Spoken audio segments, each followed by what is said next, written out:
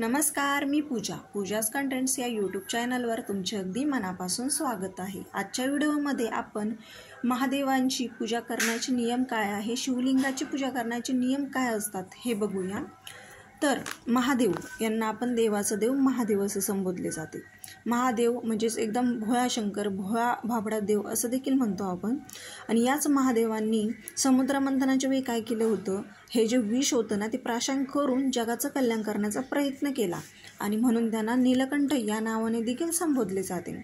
तसेच शिव, त्यांना शिव देखील म्हणतात। शिव म्हणजे पापाचा नाश करणारे।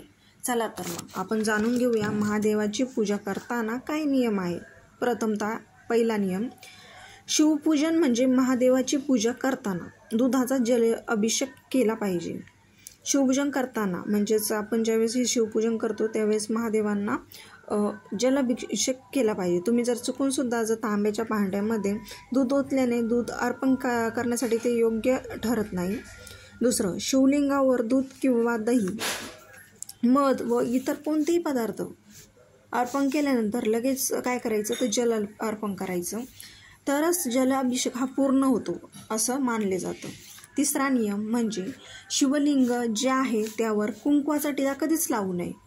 कुंकवाचा टिळा न लावता त्यावर चंदनाचा टिळा लावावा असं देखील सांगण्यात आलं आहे। चौथा नियम म्हणजे महादेवाच्या मंदिरात गेल्यावर प्रदक्षिणा असतात ना त्या पूर्ण न करता आपण दूध जेथून वाहतो तिथेच थांबावे।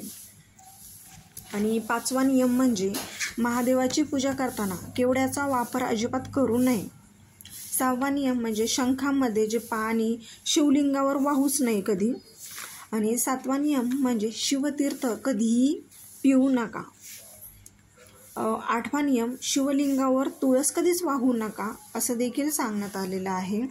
शिवपूजेत तुटलेले जे तांदूळ असतात ना ते तांदूळ, हळद, केतकी, चंपा हे देवाला कधीच अर्पण करू नका।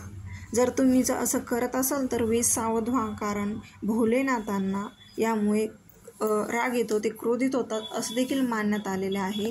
हे एकदम साधे सोपे नियम तुम्ही नक्की फॉलो करा, याचा तुमच्या जीवनामध्ये खरंच खूप परिणाम होईल। आणि व्हिडिओ लाईक करा, शेअर करा आणि सबस्क्राईब करायला विसरू नका।